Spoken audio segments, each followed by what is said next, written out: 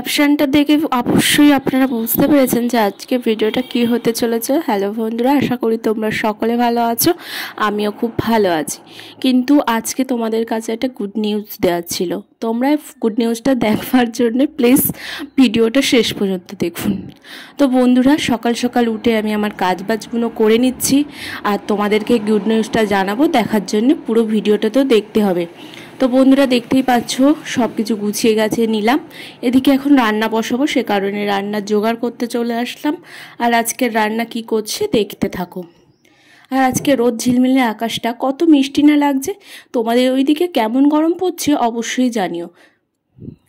এত গরম পড়েছে সে কারণে একটু হালকা করে টক ডাল আর একটু মাছের ঝোল। এদিকে আমার ভাত বসানো হয়ে গেছে। তোমাদের দাদাভাই এখন ঘুগনির আলু কাটছে। এর ফাঁকে ফাঁকে আমার যাবতীয় কাজ, যেমন বলতে পারো চা ঢেলছি, কোটোতে হলুদ ঢেলছি, নুন ঢেলছি, এগুলো তো সামোসায় করতেই হবে। একদিন যে রক্ত পরীক্ষা করেছিলাম সেই রিপোর্টটা এসেছে, সেটা দেখে তো আমার মাথার ঘাম পায়। দেখো আমি একদম কতটা টেনশানে আছি যে আমার রিপোর্টে কি দেখালো। তো তোমাদেরও রিপোর্টটা দেখিয়ে দিই যে আমার রিপোর্টে কি দেখিয়েছে। তো মোটমাট আমাকে 8টা রিপোর্ট করতে দিয়েছিল দেখো। আর রিপোর্টে আমার বলতে গেলে যেটুকু খারাপ ভালো মন্দ সবই জানাবো। তো সেটা দেখবার জন্যে আমি তো রিপোর্ট দেখে অতটা বুঝি না, তো ডাক্তারকে না দেখালে জানতে পারবো না। তো রিপোর্টগুলো এই যে কতগুলো রিপোর্ট করেছি। আর তারপরে আমার পেটের রিপোর্টও এসে গিয়েছিল।